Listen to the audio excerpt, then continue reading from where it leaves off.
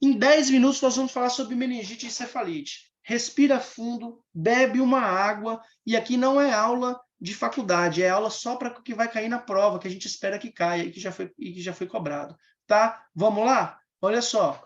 Meningite é a inflamação das meninges e espaço subaracnoide, por isso que a gente funciona para ter o diagnóstico. Encefalite pode ser sozinha, só, mas é a infecção do parênquima, inflamação do parênquima cerebral. Né? E meningoencefalite é a sobreposição das duas. Basicamente, as encefalites elas vão cursar com cerebrites, ou seja, o paciente ele vai ter sinal motor, uma paresia, pode ter um déficit segmentar ou qualquer outra coisa que não tenha nas meningites, que geralmente é aquelas tríades de cefaleia, náusea e vômito, febre, né? E até rebaixamento de nível de consciência se tiver hipertensão intracraniana. Tá. A etiologia que a gente vai ser cobrada na prova são as infecciosas, mas elas são inflamatórias também, né? Pode ser bacterianas, que é o que a gente vai querer saber, virais em segundo planos, fúngicas e parasitárias, está escrito errado aí, né? Mas as fúngicas e parasitárias, especialmente nos pacientes imunossuprimidos, SIDA, lembrar disso. Pode ser classificadas também em agudas, que são as bacterianas, geralmente, subagudas, alguns outros subtipos, e crônicas, que geralmente são as por tuberculose, ou até por alguns fungos. No adulto, persiste o pneumococo, né, o Streptococcus pneumoniae, e a Neisseria meningitidis, o meningococo. É um pouco dúbio saber qual que é o germe que causa mais meningite no adulto, mas parece que o pneumococo está sobressaindo acima do meningococo. Alguns países subdesenvolvidos, tipo na África, parece que o meningococo é muito mais prevalente, mas no resto do mundo parece que é o pneumococo. Tá? A gente vai lembrar que sempre deve se pensar na listéria, especialmente com pacientes acima de 50 anos em algumas fontes, mas a gente vai falar assim, idosos, 50 anos não é idoso, então eles vão falar idosos, ou eles vão dar um número maior para você, 65 anos, mas vamos lembrar da listéria também, tá? Não vou falar de criança, que não é nosso foco, mas listérias são extremos de idade, tá bem, pessoal?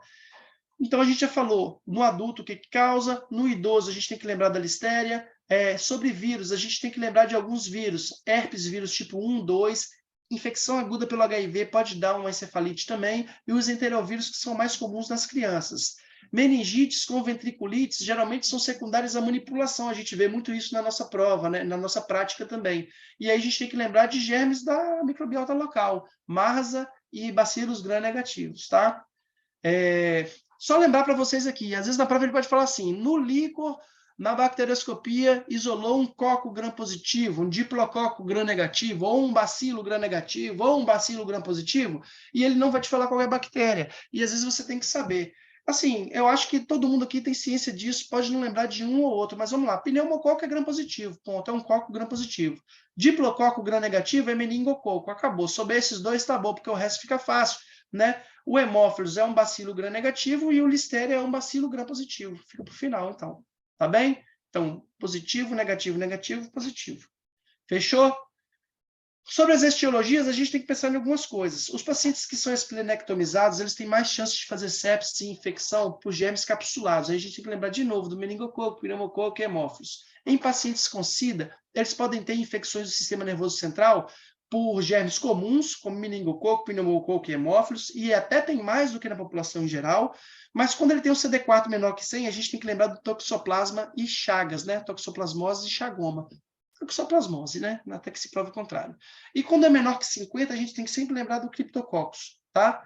E lembrar que a listéria, ela gosta de pacientes mais velhos e pacientes imunossuprimidos. Então, ele vai te falar que o paciente toma um corticoide, toma algum outro imunossupressor, ou o paciente tem SIDA, HIV no caso, né? Não precisa nem ser SIDA, ou o paciente ele tem ali uma idade mais avançada, tá bem?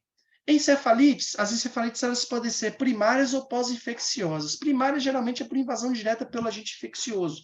E pós-infecciosa, ela pode ser secundária a uma infecção que já passou ou a secundária até a vacinação, né? Então, essa composta por desmineralização, inflamação perivascular e o ADEM, que já foi cobrada muito no passado e agora menos. Eu deixo isso só para você dar uma lida depois, que é a encefalite disseminada aguda, uma doença catastrófica, tá bem? O quadro clínico da meningite bacteriana é um quadro, assim, catastrófico, né? Ela é de rápida evolução, toxêmica, desfavorável. É uma sepse, não é nem semelhante à sepse, ela é uma sepse de fato. A meningite viral costuma ser bem brando, assim, né? Exceto quando ela causa com encefalite. E aí a gente vai ter um paciente mais rebaixado, grave, que evolui até para TOT e ventilação mecânica. A tríade clássica da meningite, ela tem baixa sensibilidade para diagnóstico, tá, pessoal? Mas se surgir no paciente, torna isso mais específico. Isso é importante que a gente use esses termos. Cada vez tem sido usado mais dados de epidemiologia na prova. Então, é febre, rigidez de núcleo e alterações neurológicas, tá bem? O quadro clínico pode te sugerir algum tipo de germe e pode ser que te dê uma grande resposta para a prova. Então, se o paciente tem meningite e tem petequias e equimoses, pode ser uma meningococcemia, então tem que pensar no meningococo. Se o paciente ele tem uma meningite e ele tem contato com escolares ou contato com pessoas que trabalham com escolares, né, e que tiveram meningite nesse subgrupo, você tem que lembrar do meningococo e do hemófilos, tá bom? Pneumococo, você vai lembrar sempre num quadro mais catastrófico, porque é a bactéria que gera maior gravidade, maior morbidade e maior mortalidade. Então, isso é para a prova. Se cair, qual é a bactéria que é a pior zona de todas? Pneumococo. A listéria, você vai lembrar sempre que é um quadro mais subagudo, é de transmissão alimentar, então pode ter sinais de gastroenterite junto, pode ter uma meningite meio estranha com romboencefalite, ou seja, pegando o tronco encefálico e cerebelo, é mais comum em idosos e imunossuprimidos. E tuberculose, é uma meningite mais crônica, é uma meningite mais arrastada, pode estar associada com outras comorbidades, ele pode te dar algum dado respiratório, mas se te dá algum dado de paralisia de par craniano, fica mais evidente isso. E criptococcus é também crônica, ele vai te dar um dado de pressão de abertura da punção licórica mais elevado e hidrocefalia de repetição, tá bom? Lembrar disso e tem que pesquisar HIV sempre, tá bom? O diagnóstico é clínico e laboratorial. O laboratório a gente tem que bater no líquido do cefalorraquidiano, exame de imagem de crânio, que é a tomografia de crânio na emergência, alguma coisa de laboratório, alguma coisa de eletrocefalograma, talvez até uma ressonância, tá bom? Líquor, coletar o mais rápido possível, especialmente antes de fazer o antibiótico, no máximo até 2 horas depois. Sempre tem que estar pareado com hemocultura, tá bom? Lembra que o paciente está séptico. A gente não atrasa a primeira dose do antibiótico, no caso de meningite, para coletar um líquor mais para frente. Ah, tem que fazer o TC antes, não sei o que, não sei o que, não sei o que, não sei o que. Não, faz o antibiótico, depois a gente colhe o líquor, tá? O que a gente pede no líquor? Proteínas, glicose, celularidade, lactato, microscopia direta, que é o GRAM, culturas, antibiograma, ADA, se for pensar em tuberculose, PCR para recuperar alguma genética de alguma bactéria ou fungo, tinta da China, pensando em criptococcus ou tinta nanquim, e látex, que vai pesquisar, se eu não me engano, pneumococo e meningococo, tá? Lembrar sempre que a pressão de abertura é importante, acima geralmente de 20 é patológico, tá bem? Vamos lá, essa tabela já foi muito cobrada em prova, e até de acadêmico bolsista isso cai, tá, pessoal? Eu não vou me estender muito, mas dá uma olhada. A meningite bacteriana tem muita celularidade às custas de neutrófilos, com muita proteína elevada e glicose baixa. A viral, ela tem uma celularidade intermediária, mas às custas de linfo monocitário, a proteína não é tão elevada assim e a glicose é normal. A lembrar que a glicose tem que ser pareada com sangue. A glicemia do encéfalo, ou seja, das meninges, é 80% da glicemia sanguínea, tá bem? Fungos também não tem uma celularidade tão alta, também as custas de linfócitos, mas tem proteína bem aumentada também e glicose baixa. E tuberculose também é a mesma coisa, né? Menor que 500 linfócitos, proteína aumentada, baixa, e aí vai ter um ADA, vai ter alguma coisa que ele vai te falar, tá bom? Uma dica,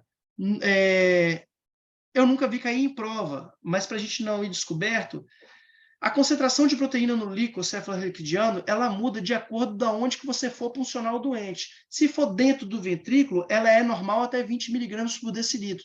Se for suboccipital, que é só brasileiro que funciona, é até 30. E se for lombar, é até 40, tá bom? Isso é importante para você saber na prática.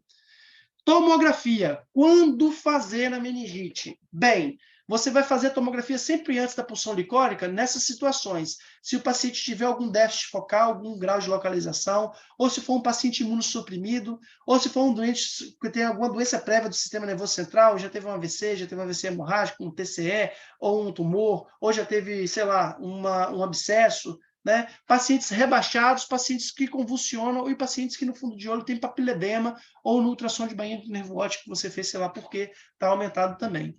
O diagnóstico, ele dá o diagnóstico diferencial também, que às vezes você está pensando em meningite, pode ser um abscesso, metástase, ou um tumor primário, ou uma toxoplasmose, ou um criptococoma, chagoma, qualquer outra coisa do tipo, que você pode evidenciar por aí.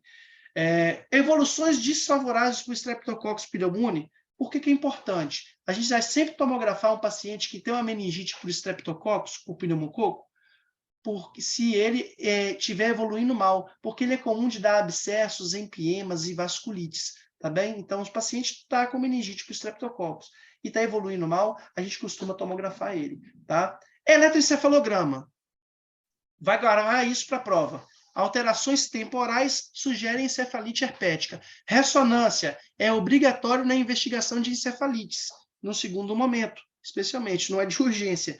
E também pode dar alterações temporais no caso de encefalite herpética. Manejo, líquor, hemocultura.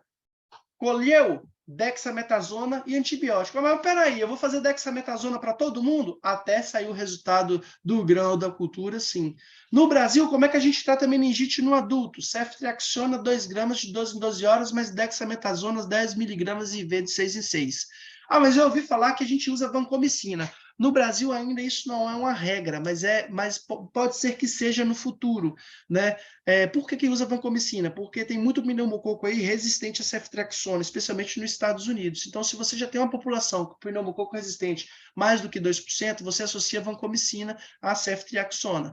E eu deixei entre parênteses aí, se você tem uma meningite por MARSA, você faz vancoceftriaxona e rifampicina, porque a rifampicina atravessa mais rápido a barreira hematocefálica e ela consegue conter mais rápido o quê? Consegue conter mais rapidamente a evolução desse MARSA. Lembrar que pacientes com idades maiores, eu coloquei 50 anos aí, que foi a menor idade que eu achei, mas na nossa literatura está em 65 ou idosos. A gente tem que associar ampicilina nessa dose aí, para cobrir o quê, pessoal? Para cobrir a listéria.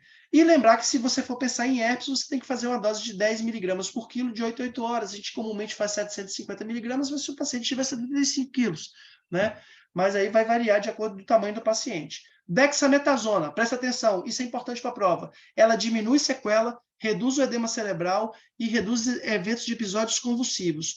Mas nas investigações, parece ser boa para todas as bactérias, mas só reduz letalidade e desfechos secundários, especialmente no pneumococo, que é a pior bactéria. Tá? Lembrar que é 10 miligramas de 6 em 6 horas por 4 dias, ou 0,15 miligramas por quilo de peso de 6 em 6 horas, e a primeira dose ela tem que ser junto com a primeira dose do antibiótico ou 30 minutos antes.